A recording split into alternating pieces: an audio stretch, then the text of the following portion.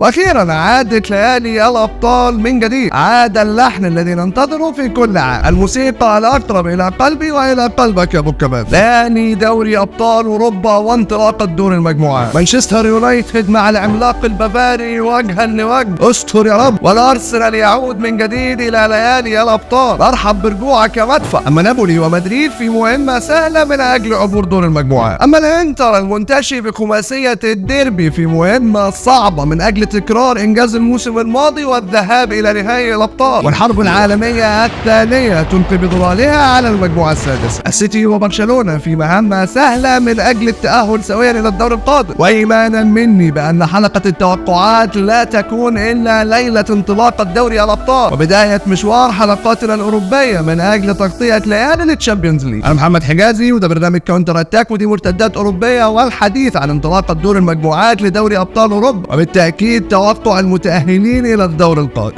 يلا بينا.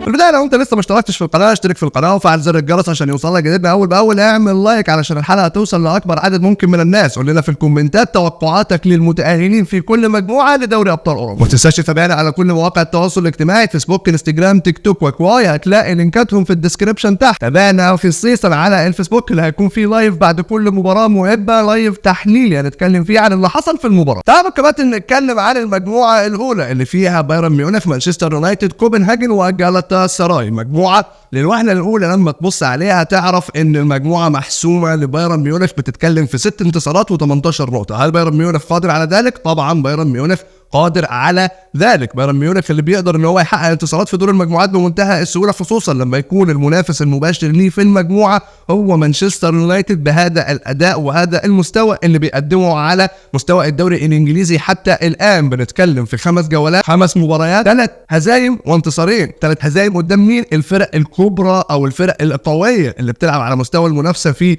التوب 4 في الدوري الانجليزي. خسر من الارسنال، خسر من توتنهام، وخسر من برايتون. فهنا المواجهات الكبيرة أمام الفرق القوية أو الكبيرة في الدوري الإنجليزي انتهت بهزيمة اليونايتد، فما بالك لما يلعب قدام العملاق البافاري. بايرن ميونخ هو مشروع توماس توخيل اللي بنشوف فيه فارق شوية عن المستوى اللي ظهر بيه في الموسم الماضي اللي حسم الدوري في آخر دقائق البطولة أو آخر دقائق الجولة الأخيرة من الدوري الألماني. الموضوع مختلف تماما هذا الموسم في شكل واضح للفريق، في أداء مميز للفريق، تعادل حتى أمام ليفركوزن، بس ليفركوزن هو المنافس المباشر ليك حتى الآن على مستوى بطولة الدوري. فالشكل اللي ظهر بيه توماس توخيل في الدوري الألماني منذ انطلاقته حتى الآن هو شكل يعبر عن مستوى البايرن هذا السيزون في دوري الأبطال. وكلنا عارفين إن بايرن ميونخ في دوري الأبطال غير حتى بايرن ميونخ في الدوري الألماني، حتى أن توماس توخيل من أكتر المدربين اللي عندهم خبرة اللعب في البطولات الأوروبية. فحذاري كل الحذر من العملاق البافاري. أنا أعتقد تماما لو بصينا لمانشستر يونايتد في الدوري الإنجليزي زي ما قلت لك 5 مباريات، 3 هزايم وانتصارين، والهزايم كانت أمام الفرق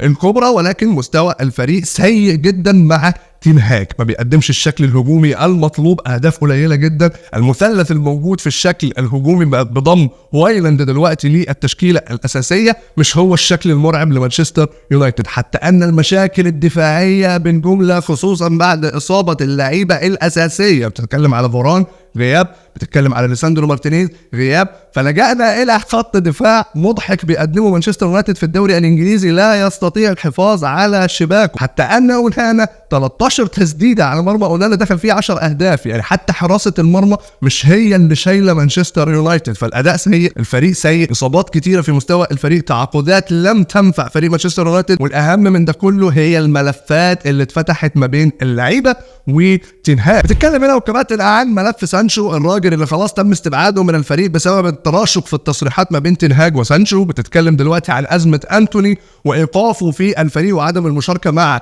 الفرقه. بتتكلم عن الملف الاكبر وهو ملف كريستيانو رونالدو اللي حتى بعد رحيله اصبح بيشكل ضغط كبير جدا على تين هاج. الناس دلوقتي بدأت تبص هل كان كريستيانو رونالدو محب، هل كان كريستيانو رونالدو بيقول الحقيقة ان الجمهور مانشستر يونايتد سيستفيق فيما بعد على ان تين هاج مدرب لا يصلح لقيادة مانشستر يونايتد، او هل تصريح كريستيانو رونالدو لا لكن انا لا احترم تين هاج لانه لم يبادلني الاحترام. فخلينا هنا نكون منصفين ونقول ان كريستيانو رونالدو واحد من اللعيبه اللي مش عنده جمهور، لا ده عنده شعب. فانت النهارده ده ضغط كبير على تين هاج لما حط نفسه في مواجهه واحد بشعبيه كريستيانو رونالدو الجارفه. النهارده نتائجك السلبيه وسوء مستوى مانشستر يونايتد وعدم الغزاره التهديفيه اللي موجوده للمانشستر، يعني حتى بعد رحيل كريستيانو رونالدو ما شفناش اللعيب اللي شايل الفريق على المستوى الهجومي. فتين هاج خسر كل الرهانات واصبح رهان كريستيانو رونالدو بعد رحيله من مانشستر يونايتد هو اكثر ما يشكل ضغوط على راس تين هاج. ولو بصينا دلوقتي على حتى التعاقد اللي تين هاج قرر ان هو يجيبه عشان ينقذ الازمه اللي موجوده في منتصف الملعب، ازمه عدم التغطيه بشكل سليم، عدم اقتطاع الكوره بشكل سريع،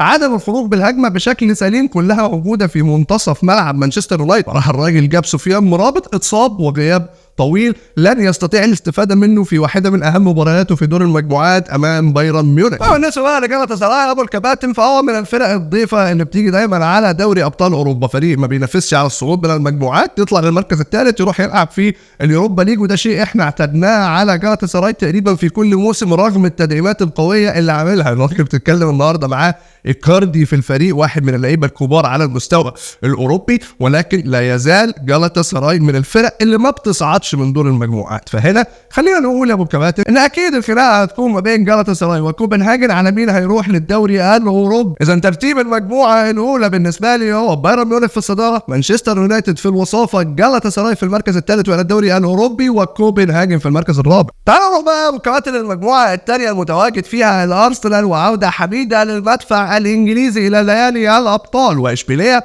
كبير اليوروبا ليج، وايندهوفن الهولندي، ولانس الفرنسي. بتتكلم على مجموعه متوازنه، مجموعه يقدر الارسنال اخيرا ان هو يصعد لدور المجموعات، طريق شبه ممهد خصوصا لما يكون المنافس المباشر ليك هو نادي اشبيليه اللي دايما بنقول ان هو بيتعمد انه يخسر نفسه علشان يروح يلعب في اليوروبا ليج وينافس في اليوروبا ليج ويحقق البطوله. هو ده طريق اشبيليه المعتاد، انه يكسب اليوروبا ليج، يلعب في الشامبيونز ليج، يخسر نفسه، يطلع للمركز الثالث عشان يروح لليوروبا ليج، يحقق البطوله، يخش للشامبيونز ليج ولف بينا يا دنيا. هو ده اشبيليه على المستوى الاوروبي. فانت المنافسه المباشره هنا لنادي الارسنال صاحب المركز الرابع حتى الان في الدوري الانجليزي وبيؤدي اداء ممتاز وممتع بغض النظر عن تواجده في المركز الرابع، ولكن هو لم يخسر حتى الان وتعادل وحيد امام نادي فولهام، منتشي بعودة خيسوس مهاجم الفريق الاساسي. الفريق شبه مكتمل ما عندوش غيابات، وفريق بيقدم اداء رائع، ونتيجه كانت في الدقائق يعني او النتيجه الاخيره في الجوله الاخيره ليه في الدوري الانجليزي امام ايفرتون وفوز بهدف مقابل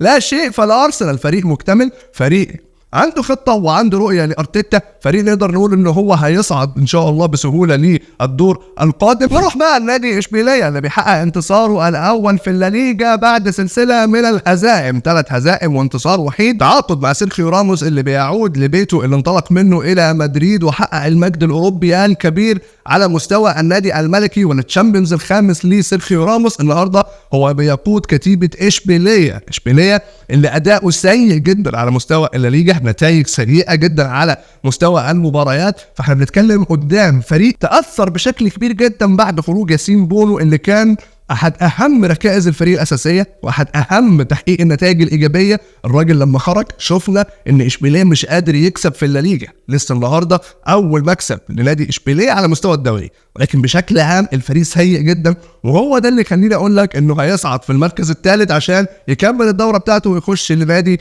او لبطوله اليوروبا ليج. طبعا انت ابو الكباتن بتقول لي دي فرصه ان نادي لانس اللي كان بيقدم اداء ممتاز في الدوري الفرنسي الموسم الماضي، فريق بيلعب كوره بشكل جيد، ان هو يصعد في المركز الثاني مع نادي الارسنال. عايز اقول لك ابو الكباتن ان نادي لانس هو متذيل الدوري الفرنسي ب4 هزايم على التوالي. الفريق اللي احنا شفناه الموسم الماضي بيلعب كوره جميله وفريق قادر ان هو يلعب حتى بشكل جيد في دور المجموعات، السنه دي سيء على جميع المستويات، وده يخلينا مترددين على مستوى ترتيب المجموعه. كل الناس من سيء الى اسوأ بغض النظر عن الارسنال، ولكن خليني اقول لك هنا ان نادي الارسنال سيتصدر المجموعه بشكل شبه مؤكد. بتتكلم ان الخبره الاوروبيه هتحسم الموضوع، ونلاقي اشبيليه صاعد مع الارسنال. لانس بالاداء اللي هو بيقدمه ده قد يتدارك المجموعه او يكون في المركز الثالث ويروح اليوروبا ليج، ولكن انا برشح لايندهوفن ان هو يخش اليوروبا ليج بدلا من نادي لانس. اذا ترتيب المجموعه الثانيه يا ابو كباتن، الارسنال في المركز الاول، اشبيليه في المركز الثاني، ايندهوفن الى اليوروبا ليج في المركز الثالث، ولانس متزين المجموعه. نروح للمجموعه الثالثه المتواجد فيها كبير القوم نادي ريال مدريد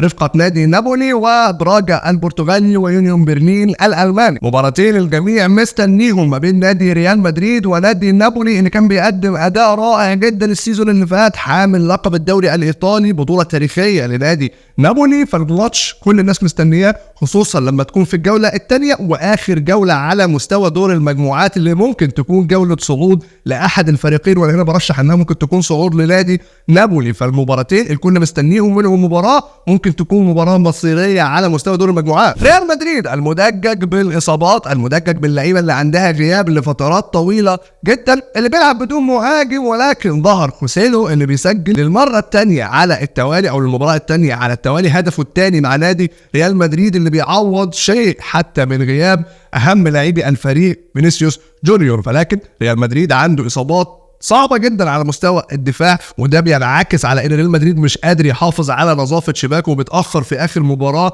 امام ريال سويسيداد قبل ما يقلب النتيجة وينتصر ويعمل كومباك كبير جدا لنادي ريال مدريد. ولكن احنا بنشوف مشاكل دفاعية واضحة في كل مباراة تقريبا لريال مدريد، حتى على مستوى اهم شيء وهو العرضيات. بيتلقى اهداف من كرات عرضية بشكل شبه دوري وتقريبا في كل مباراة. ولكن يظهر هنا كبير مدريد والصفقة الابرز والاهم على المستوى الاوروبي، يمكن هي صفقة الموسم اللي لم تكن ان شاء الله بعد 3-4 سنين تكون صفقة القرن، جود بلينجهام. اللاعب اللي بيقدم اداء رائع جدا مع ريال مدريد، مستوى كبير، بيساهم بالاهداف في كل مباراة، ووقت من الاوقات بينقذ هو الفريق ويكون مصاحب الهدف اللي يكسب الفرق. جود بلينجهام اللي بيساهم ب7 أهداف في 5 مباريات حتى الان في الليجا مع نادي ريال مدريد. وخلينا هنا افكرك يا ابو كباتن ان ريال مدريد تقريبا في كل موسم بيصعد بشق الانفس من دور المجموعات، بتكون نتائجه متذبذبه، ممكن يخسر من فرق انت ما تسمعش عنها خالص في دور المجموعات. ولكن ريال مدريد مجرد ما بيصعد للدور الاقصائي او يبدا مرحله الاقصائيات، بنشوف شخصيه البطل نزلت على الفريق، وبنشوف اداء مختلف تماما وغير تماما اللي ظهر به الفريق في دور المجموعات. فاوعى تنخدع باداء ريال مدريد ابدا في دور المجموعات. احنا بنبدا البطوله من اول ما نصعد للادوار الاقصائيه. على جانب اخر بنبص على نادي نابولي، حامل لقب بطوله الدوري الايطالي، واللي حقق اللقب الموسم الماضي، اللقب التاريخي باداء تاريخي. ويعني نابولي يا سلام، كبارة سكيليا يا سلام، زلسنكي يا الله، كل حاجه جميله احنا شفناها السنه اللي فاتت مع نابولي. النهارده الموضوع مختلف تماما بعد رحيل لوتشيانو سباليتي عن الفريق في قرار غريب وعجيب من اداره نادي نابولي. النهارده نابولي في المركز الرابع على مستوى بطوله الدوري، فارق 5 نقاط عن المتصدر نادي الانتر، عنده انتصارين وهزيمه وتعادل. فالنتائج والبدايه متذبذبه على مستوى الدوري الايطالي، ولكن هو مش بعيد عن المنافسه ويقدر يرجع في الايام القادمه على بطوله الدوري الايطالي. اما في المانيا ونادي يونيون برلين اللي تصدر في اوقات كتيره جدول الدوري الالماني في الموسم الماضي، الفريق اللي عمل موسم ممتاز جدا على مستوى الفريق نفسه. يعني حاجه لما تبقى انت بتنافس على بطوله الدوري معظم فترات الموسم، بتتصدر في اوقات كتيره من فترات الموسم قبل ما ينتفض البايرن وبروسيا دورتموند وينافسوا حتى الجوله الاخيره في بطوله الدوري. فالشكل اللي ظهر بيه يونيون برلين الموسم الماضي شكل جيد جدا، يقول لنا احنا قدام فرقه بتلعب كوره وفرقه مش سهله في دور المجموعات. اما بقى سبارتاك براغا ابو الكباتن، فهو ضيف دائم على دور المجموعات في دوري ابطال اوروبا، والحقيقه يعني لا يتخطى دور الضيف. هو بيجي يلعب ال6 مباريات بتاعه في دور المجموعات وشكرا ويودع البطوله. اذا ترتيب المجموعه الثالثه، ريال مدريد في الصداره، نابولي في المركز الوصيف، يونيون برلين الى اليوروبا ليج في المركز الثالث، وخروج سبارتاك براغا من دور المجموعات. نخش بقى على المجموعه الرابعه، والحقيقه ابو الكباتن هي مجموعه رخمه لان كل الانديه تقريبا في مستوى متقارب من بعضها. انت بتتكلم النهارده على الانتر، بتتكلم على بنفيكا وده مباراه اتلعبت اصلا في السيزون اللي فات، بتتكلم على سالزبورغ وريال سويسيداد من اسبانيا. 4 فرق مستواهم متقارب من بعض، وان كان في فارق شويه لنادي الانتر وبنفيكا. لا ننسى ان بنفيكا في دور المجموعات دائما ما يقدم اداء عظيم جدا، ولكن ريال سويسيداد مع رافا بينيتيز الموضوع مختلف، وشفنا قد ايه تعبت ريال مدريد في المباراه الاخيره في بطوله الدوري. فاوعى تستهين بريال سويسيداد وسيداد. وطبعا سالزبورغ كلنا عارفين انه من الفرق اللي بتحدث دايما مفاجآت في دور المجموعات. انتر متصدر الدوري الايطالي، بدايه رائعه خماسيه في الديربي و4 مباريات ب12 نقطه. اما بنفيكا ابو كباتن زي ما قلت لك الحصان الاسود في البطوله، واللي بيقدم اداء عظيم جدا في ادوار المجموعات، واللي واجه الانتر نفسه في الموسم الماضي في الادوار الاقصائيه على ما اتذكر، يعني اللي يفني التعبير كان في دور الثمانيه. فهنا احنا قدام مباراتين قويه هيكونوا تكرار للموسم الماضي ما بين الانتر وبنفيكا، وهو الاقرب للصعود من هذه المجموعه. اذا ترتيب المجموعه الرابعه انتر في الصداره، بنفيكا في الوصافه، ريال سويسيداد الثالث والى اليوروبا ليج، وفاروق سالزبورغ من دور المجموعه. يروح المجموعه الخامسه ابو كباتن، المجموعه ضعيفه المستوى، ان فيها نادي اتلتيكو، فيها نادي لاتسيو، فيها نادي سيلتيك، وفيها نادي فاينورد الهولندي. اتلتيكو مدريد على مستوى بطوله الدوري يا ابو كباتن بدا بدايه متذبذبه، هزيمه وتعادل وانتصارين. اما على مستوى الدوري الايطالي، وبعد الانتدابات الضعيفه او الميركاتو الضعيف جدا اللي عمله نادي لاتسيو، بنلاقيه انه انتصار وحيد حتى الان في الكالتشيو الايطالي. وسيلتيك الاسكتلندي البعيد كل البعد عن اي مستوى تنافسي. وفاينورد الهولندي حتى الان هو رابع بطوله الدوري الهولندي، حقق 3 انتصارات وتعادلين. فبدون الدخول في تفاصيل المجموعه دي، مجموعه مضحكه جدا. خلينا نقول ان ترتيب المجموعه الخامسه اتلتيكو في الصداره، وفاينورد في المركز الثاني، لاتسيو في المركز الثالث والى اليوروبا ليج، وفاروق سيلتيك من دور المجموعه. ندخل بقى على المجموعه السادسه، ومجموعه الموت حرفيا، مجموعه الحرب العالميه الثانيه، بذكريات وينستون تشرشل نيوكاسل، وعظمه هتلر بروسيا دورتموند، وسيطره ميلان موسوليني، وباريس سان جيرمان تشارلي دي جول. اهلا بكم في المجموعه الاقوى ما بين المجموعات الثمانيه. خلينا نتفق ابو كباتن ان الاربع انديه المتواجدين في المجموعه دي كلهم كانوا يستحقوا التواجد في الادوار الاقصائيه والتاهل من دور المجموعات، ولكن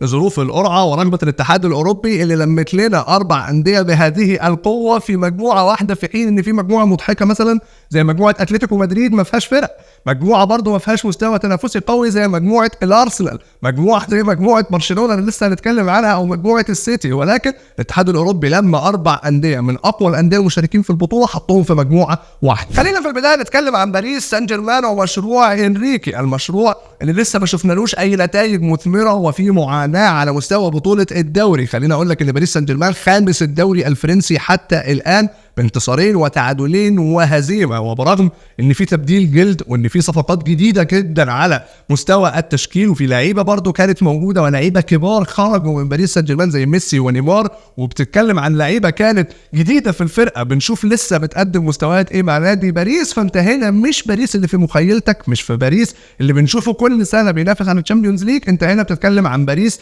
بنظره جديده بخطه جديده ما ادلتش لسه بظلالها. رحيل ميسي، رحيل نيمار، دلاكسلر، فيراتي، اسماء كبيره خرجت من تشكيله الباريس هذا الموسم. ولكن في مقابل ذلك باريس سان جيرمان ابرم 11 صفقه صيفيه، في مقدمتهم طبعا ديمبلي واسينسي وسكرينيار، وبتتكلم طبعا على موانيه، واخيرا التعاقد مع لوكاس هيرنانديز. ولكن لسه المشروع مش باين له ملامح ولا باين له نتائج. اما بروسيا دورتموند اللي نافس على بطوله الدوري حتى الرمق الاخير وحتى الدقائق الاخيره من الجوله الاخيره على بطوله الدوري الالماني وخسرها في النهايه، الموسم ده ما بيقدمش نفس الاداء اللي قدمه اواخر او منتصف الموسم الماضي. بتتكلم على تعادلين وانتصارين وفي المركز السابع في بطوله الدوري. فاذا برضه مشروع بروسيا دورتموند هذا الموسم مش هو دورتموند الموسم اللي فات، او حتى دورتموند بتاع كل موسم. حتى ابو كباتن نادي نيوكاسل اللي شفناه الموسم الماضي مش هو نيوكاسل بتاع الموسم الحالي. نيوكاسل اللي بدأ بدايه صعبه جدا وتعثرات صعبه جدا، 3 هزايم على التوالي، ولكن في النهايه كان في انتصارين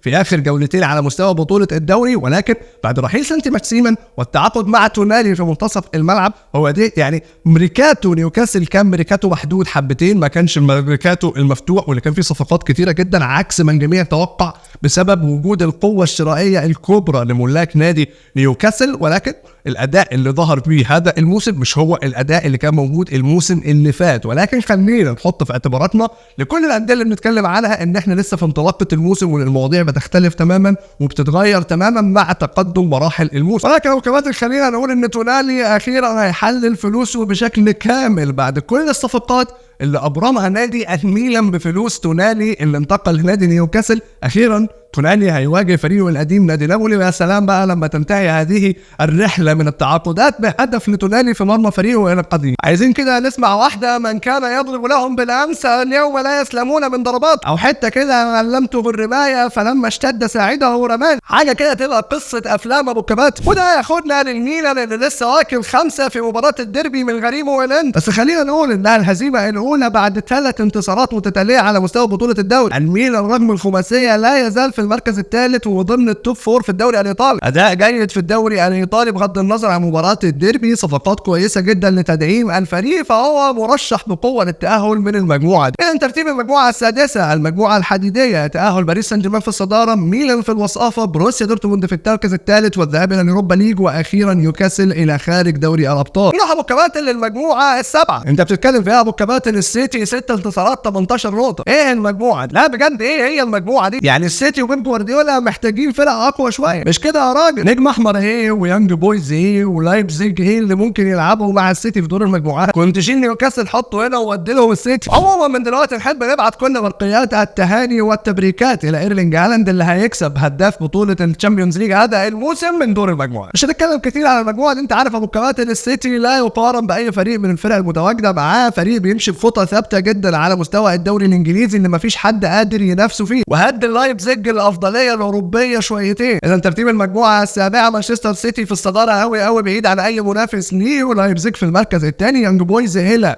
اليوروبا ليج وخروج للنجم الاحمر. اخيرا المجموعه الثامنه ومهمه سهله لنادي برشلونه المنتشي بتصدره للدوري الاسباني، اللي بيلعب اداء جيد جدا، اللي عامل صفقات وتدعيمات كويسه جدا. بارتيميو وتشافي هرنانديز قدموا ميركاتو عظيم جدا وبتراب الفلوس. برشلونه لم يصرف اي شيء على مستوى الميركاتو، ولكن ضم لعيبه ممتازه جدا في مراكز كان يحتاج التدعيم فيها، بل ان الجميل في الموضوع ان نتائج التدعيمات دي ظهرت سريعا مع نادي برشلونه، واكيد وانت مغمض كده على طول تقول بورتو هيتاهل مع نادي برشلونه. يا جماعه المجموعات المضحكه اللي موجود فيها برشلونه ومانشستر سيتي دي، يعني عايزين نعمل توازن قوه على مستوى المجموعات. حقيقي في مجموعات سهله جدا ومضحكه جدا، وفي مجموعه ثانيه فيها حرب عالميه واربع انديه ممكن تكون موجوده في دور ال 16. ما علينا. ان ترتيب المجموعه الاخيره المجموعه الثامنه، برشلونه في الصداره، بورتو في الوصافه، شختار في المركز الثالث والى اليوروبا ليج، وخروج نادي رويال اللي ما حدش يعرف عنه حاجه، وفي حاله ما كنتش تعرف مين نادي رويال ده فهو نادي بلجيكي.